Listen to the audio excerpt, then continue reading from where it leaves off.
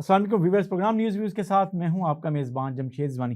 ناظرین، آج ہم بات کریں گے بنگلہ دیش کے حوالے سے۔ وہاں جو تبدیلی آئی ہے، کیا پاکستان اسے انڈرسٹینڈ کر رہا ہے؟ پاکستان اس میں کچھ اپنے لیے مواقع تلاش کر سکتا ہے؟ جو 1971 کے بعد سے جو پاکستان اور بنگلہ دیش کے درمیان جو فاصلے بنے اور پیدا ہوئے یا پیدا کیے گئے، وہ کم ہو سکتے ہیں؟ اور اگر کم ہونے کے امکانات ہیں تو کیا ہم انہیں کیش کرا سکتے ہیں؟ ہم ان امکانات کو دیکھ سکتے ہیں اور اس کے لیے کوئی کوشش کر سکتے ہیں، ہم اس میں آگے بڑھ سکتے ہیں؟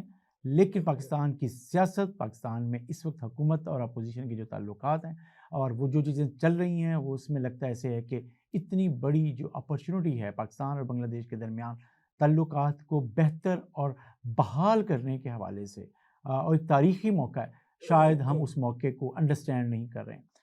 ہم اس پہ بات کریں گے۔ ہمارے ساتھ موجود ہے خالد بیگ صاحب، جو سینئر تجزیہ کار ہے۔ السلام علیکم خالد۔ جی وعلیکم السلام۔ خالد صاحب، اتنی بڑی تبدیلی آ گئی بنگلہ دیش میں، بڑے عرصے بعد پاکستان کی ایک نسبتاً مخالف جو وہاں پہ حکومتیں رہی ہیں یا لیڈرشپ رہی ہے، اس سے ہٹ کر اس دفعہ پاکستان کے کم از کم جو مخالف حکومت نہیں ہے وہاں پہ بنگلہ دیش میں، تو اس اپرچونٹی کو پاکستان میں کیوں انڈرسٹینڈ نہیں کیا جا رہا؟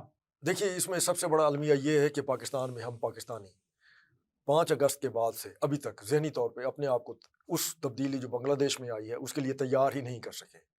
ہمارا الیکٹرانک میڈیا ہو، ہمارا پرنٹ میڈیا ہو، آپ کو ہر جگہ جو ہے اس حوالے سے خاموشی نظر آئے گی، جبکہ بنگلہ دیش کے اندر بہت کچھ ہو چکا ہے، اتنی تبدیلی آ چکی ہے اور اتنی زیادہ تبدیلی آ رہی ہے، اس کا فائدہ پاکستان کو اٹھانا چاہیے، یہی وقت ہے، لیکن ہمیں فرصت ہی نہیں ہے کہ ہم اس طرف غور کر سکیں۔ ہماری حکومت جو ہے یا ہماری وزارت خارجہ جو ہے، نہ ہی اپنی عوام کو اس حوالے سے جو ہے وہ کوئی اعتماد میں لے سکی ہے کہ وہاں جو اتنی بڑی تبدیلی آ گئی ہے، ایک ٹوٹل نیشنل نیریٹو جو ہے بنگلہ دیش کا چینج ہو گیا ہے۔ مطلب آپ خود سوچئے غضب خدا کا کہ 1971 کے بعد بنگلہ دیش جب قائم کیا گیا تو ایک جو نیشنل نیریٹو تھا ان کا اور بنگلہ دیش کی قوم کا، وہ پاکستان کے خلاف، پاک فوج کے خلاف نفرت پر مبنی تھا۔ دنیا میں کہیں ایسا نہیں ہوتا کہ کسی بھی ملک کا جو ہے وہ ایک بیانیہ جو ہے، قومی بیانیہ جو ہے، وہ کسی دوسرے ملک کے خلاف نفرت کی بنیاد پر بنا دیا گیا، اور اس عرصے میں پچھلے 50 سال یا 53 سال یہ کم نہیں ہوتے۔ مطلب جو بچہ 1971 میں پیدا ہوا ہوگا تو وہ بھی اب اس وقت بڑھاپے کے قریب ہوگا، 50 سال سے تو زیادہ عمر کا ہوگا نا۔ اس کے باوجود بنگلہ دیش کے اندر وہاں پر جو جوش و خروش ہے، اس کے اثرات پاکستان میں ہمیں دکھائی نہیں دے رہے۔ آپ یہ دیکھیے، دکھائی دے رہے ہیں، ہم دیکھ نہیں رہے، دیکھنا نہیں چاہتے تو کس نے دیکھنا ہے نا۔ دیکھیں نا، ہمارے ٹیلی ویژن چینل جو قومی سطح کے ہیں، کیا ان کے پاس اتنا وقت نہیں ہے کہ وہ اس کے اوپر جو ہے بیٹھ کر پروگرام کر سکیں؟ حالت یہ ہے کہ آپ کے ہی 2 ہفتے قبل جب یہاں اسی اسٹوڈیو میں بیٹھ کر ایک بات ہوئی تھی کہ شرمیلا بوس کی کتاب جو ہے ڈیڈ ریکننگ کا ایک بنگالی زبان میں ترجمہ جو ہے ایک ہندو نے وہاں بھیجا، آپ یہ دیکھیے کہ اس کے اوپر کتنا سرمایہ خرچ ہوا ہوگا کہ اگر اس کی 1,35,000 کی تقسیم یا فروخت کی خبریں تو بنگالی میڈیا نے دی تھی، اور انڈیا نے جتنا شور مچایا تھا، تو اس کا مطلب ہے کہ وہ سمگل جب ہوئی ہوگی تو اس کے لیے بھی سرمایہ کاری کی ہوگی۔ تو بنگلہ دیش کے اندر سے اس کا مطلب ہے کچھ ایسے لوگ موجود تھے جنہوں نے اتنی بھاری جو ہے سرمایہ کاری کی اور عوام تک، اپنی عوام کے، نئی نسل کے ذہنوں تک ایک وہ جو اصل حقیقت تھی وہ پہنچانے کے لیے انہوں نے اس کتاب کا ترجمہ بھی قرار ڈالا، جس میں اس نے شرمیلا بوس نے پاک فوج کو، ہندو تھی وہ بھی، مطلب ایک بہت بڑے سیاسی خانوادے سے تعلق رکھتی تھی، جس طریقے سے مسلم لیگ کی بنیاد جو ہے وہ بنگلہ دیش میں بنگال میں رکھی گئی، مشرقی پاکستان جب وجود میں آیا اس سے پہلے، اسی طریقے سے جو نیشنل کانگریس ہے وہ برطانوی ہند میں، اس کی بنیاد بھی پھر مغربی بنگال ہی میں رکھی گئی تھی، وہ بھی وہیں کی بنگالیوں ہی کی پیداوار ہے، وہ انڈین کانگریس جو ہے نیشنل ان کی جو ہے۔ تو اب بات یہ ہے کہ ہم نے ابھی تک اس کو اس طریقے سے اس تناظر میں ہماری قوم نے دیکھا ہی نہیں۔ دسمبر شروع ہوا ہے، ہمارے ہاں مضامین چھپے ہیں کہ جناب یوم سیاہ اور ہماری فوج نے ہتھیار ڈال دیے، لیکن بنگلہ دیش میں ایسا کچھ نہیں ہوا۔ بنگلہ دیش میں باقاعدہ دسمبر شروع ہوتے ہی قائد اعظم محمد علی جناح کی جو ان کا دن ہے 25 دسمبر کا، اس کے اوپر تیاریوں کا سلسلہ شروع کر دیا گیا تھا، اور یہ باقاعدہ ایک مجسمہ تیار کرایا جا رہا ہے جو ڈھاکہ کے اندر سب سے بڑا مرکزی مجسمہ تھا شیخ مجیب کا، جس کو گرا دیا گیا۔ اس کی میرے خیال تنصیب ہو چکی ہوگی، اس میں منصوبہ یہی تھا کہ ہم یہ جو 25 دسمبر ہے وہاں قائد اعظم کو جو ہے اس کا مجسمہ وہاں لگائیں کہ ہمارا فاؤنڈر وہ ہے. تو اس کا مطلب ہے کہ ان کا جو نیشنل نیریٹو تھا اس میں 180% مطلب الٹ ایک نیریٹو آ گیا ہے جو کہ حقیقت میں مبنی ہے. مطلب جو چیزیں آپ یہ دیکھیے تو اس میں تو کوئی شک نہیں کہ وہاں کا جو بنگالی ہے ایسٹ پاکستان کا وہ یہی سمجھتا ہے کہ انڈیا سے یا ہندوؤں سے نجات دلانے میں یا پاکستان کے قیام میں یا ایسٹ پاکستان ہی کے قیام میں کہہ لیں ماضی میں، تو وہ اس میں اصل جو کردار تھا وہ قائد اعظم محمد علی جناح کا تھا. اور اب جب وہ ایک اپنا یہ نیشنل نیریٹو لے کے سامنے آ رہے ہیں تو پھر ہمارا بھی فرض بنتا ہے نا کہ ہم ان کے ساتھ اظہار یکجہتی کریں. اچھا، اب اس کے لیے ضرورت اس بات کی ہے کہ ہماری وزارت خارجہ، ہمارا یہ ٹورزم ڈپارٹمنٹ جو ہے، انہیں چاہیے کہ پاکستان کی ثقافت کے حوالے سے پاکستان کی یہ جو اس کے اوپر ہم یہ کیسے کر سکتے ہیں نا، یہ اگلا سوال ہے جس پر آپ آ رہے ہیں، ہم بات کر رہے ہیں. اس میں جو آپ چیزیں دیکھتے ہیں، آپ اس پہ اگر آپ ایڈ کر سکیں. نمبر 1 جو چیزیں 3-4 چیزیں ہو سکتی ہیں، جیسے آپ نے بھی ٹورزم کی بات کی، چیزیں کی. دیکھیں سب سے پہلے جو کام ہونا چاہیے یا ہوتا ہے وہ یہ ہے کہ آپ کے اکنامک ٹائز ڈیولپ ہوں، آپ کے معاشی روابط ڈیولپ ہوں، آپ کے تجارتی معاہدے ہونے چاہیے، اکنامک زونز مشترکہ طور پہ بن سکتی چیزیں ہو سکتی ہیں. پھر دوسرا یہ ہے کہ آپ کی کلچرل اور جو آپ کا ایجوکیشنل جو تعلقات ہیں، ایکسچینج پروگرامز ہوتے ہیں، چیزیں ہوتی ہیں، وہ ہو سکتا ہے پاکستان اور بنگلہ دیش کے درمیان میں. اور تیسرا یہ ہے کہ جی ریجنل سیکیورٹی کوآپریشن، خاص طور پہ کیونکہ آپ کا یہ سبجیکٹ ہے تو یہ اس طرف بھی ہم آگے بڑھ سکتے ہیں. اور میرا خیال اس کے اوپر چیزیں تو دیکھیے، یہ جو آپ نے چیزیں گنوائی ہیں اس میں سب سے پہلی بنیاد یہی ہے کہ جو کلچرل انٹریکشن ہے اور نوجوانوں کے درمیان یہ بہت ضروری ہے.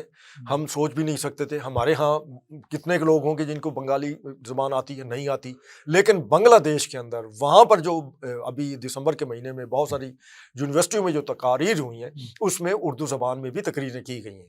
اس کا مطلب ہے کہ وہاں کی جو نئی نسل ہے وہ اردو کو بھولی نہیں ہے. یہ ٹھیک ہے کہ وہاں پر جو بہاری رہتے ہیں وہ اپنی اس زبان کو انہوں نے برقرار رکھا ہوا ہے، لیکن وہاں پر اردو زبان بولی سمجھی جا رہی ہے. یہی وجہ ہے کہ وہ ان کے جو ٹی وی چینل ہیں اس کے اوپر جو ان کے پروگرام آئے ہیں اس میں یہ ساری تفصیلات موجود ہیں. اچھا، اور میں جو بات کر رہا تھا ٹورزم ڈپارٹمنٹ کی، تو انہیں چاہیے کہ ہمارے جو سیاحتی مقامات ہیں، ہمارے جو ایک یہاں کی تہذیب ہے، ویسے تو ہم مسلمان ہیں اور 2 قومی نظریے کی بنیاد پر ہم نے اکٹھے ہی آزادی لی تھی، قائد اعظم محمد علی جناح ہی نے ہمیں آزادی دلائی تھی، تو اس میں باقاعدہ بنگالی زبان میں ہمیں چاہیے کہ تھوڑا سا خرچہ کریں اور بنگالی زبان میں ہماری جو ثقافت ہے یا ہماری جو محبت ہے اس میں بنگالی زبان میں منتقل کر کے ہمیں وہ بنگلہ دیش میں بھیجنی چاہیے، وہاں کے تعلیمی اداروں میں بھیجنی چاہیے، تاکہ وہاں کی جو نوجوان نسل ہے جو اس وقت طالب علم ہے یا جو 40 سال کی عمر کے ہیں یا جو پیشہ ورانہ زندگی گزار رہے ہیں، ان تک بھی یہ بات پہنچے. ساری باتیں جو ہونی چاہیے یہ اس وقت ہوگا جب پاکستان کی حکومت، پاکستان کی ریاست فوکس ہو کے اس طرف دیکھ رہی ہوگی اور یہ کر رہی ہوگی. لیکن ہمیں اس وقت آپ کو پتہ ہے کہ ہم پاکستان کے اندر جو اس وقت سیاسی ماحول ہے ہم اس سے باہر ہی نکل پا رہے ہیں، ہم اس کے علاوہ سوچ نہیں پا رہے ہیں. ہم بہت سی چیزیں انیشیٹو لے سکتے ہیں، کچھ ہم کر سکتے ہیں، ان اپارچونیٹیز کا فائدہ اٹھا سکتے ہیں، لیکن ہمارے ہاں ترجیحات نہیں ہیں اس وقت. تو یہ کس نے پیدا کرنی ہے؟ دیکھیے ہمارا جو پاکستان کی سیاسی جو ایک دانشور، دیکھیے چلے اگر وہ نہیں کرنا چاہ رہے، ہمارا جو سیاستدان ہے وہ ایک کیا کہنا چاہیے، میں وہ لفظ نہیں استعمال کرنا چاہتا، وہ ایک گھڑے کی مچھلی کہہ لیں، مینڈک میں نہیں کہوں گا، وہ اس سے باہر نکل کے دیکھنے کو تیار ہی نہیں ہے.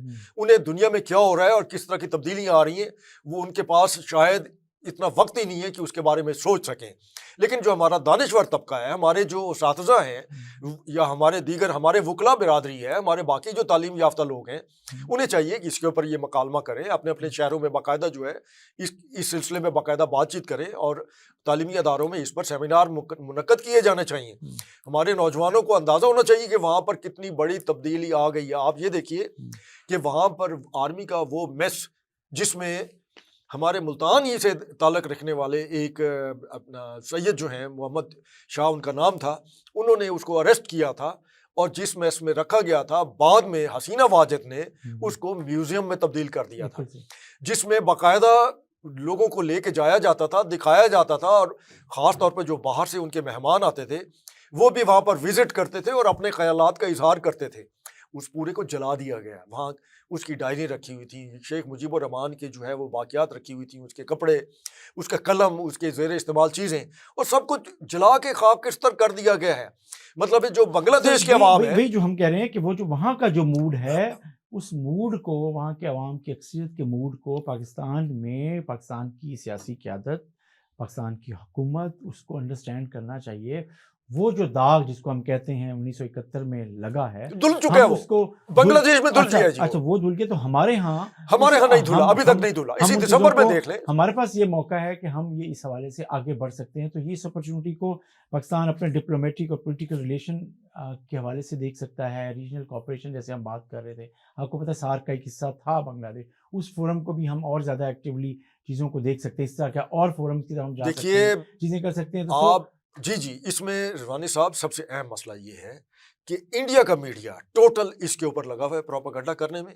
وہاں پر دو طرح کے پروپیگنڈے ہو رہے ہیں. ایک یہ ہو رہا ہے کہ بنگلہ دیش کے اندر طالبان بھر سے اقتدار آ گئے. بھائی نہیں ہے ایسا. اور دوسرا یہ ہے کہ انہیں یہ خوف اپنی قوم میں پیدا کر رہے ہیں کہ بنگلہ دیش اور پاکستان شاید دوبارہ اکٹھے ہو جائیں ایک ملک کے طور پہ.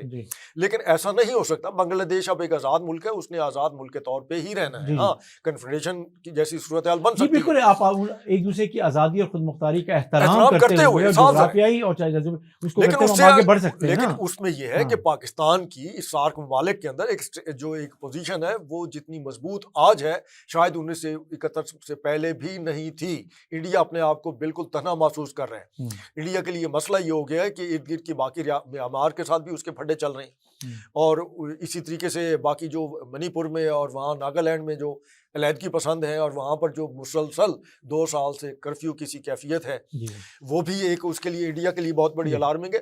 تو ہم پاکستانیوں کا فرض بنتا ہے, ان کے نہیں. انہوں نے اپنا جسچر دے دیا, انہوں نے اپنا جو قومی بیانیہ تھا یکسر چینج کر دیا. یہ اتنا آسان نہیں ہوتا کہ کسی قوم کا اوور آل آج میرا مسلک جو ہے ایک ہے, میں اچانک ایز اے نیشن ہم پورے اسے چینج کر لیں. یہ اتنا آسان نہیں ہوتا. لیکن بنگلہ دیش میں ایسا ہو چکا ہے.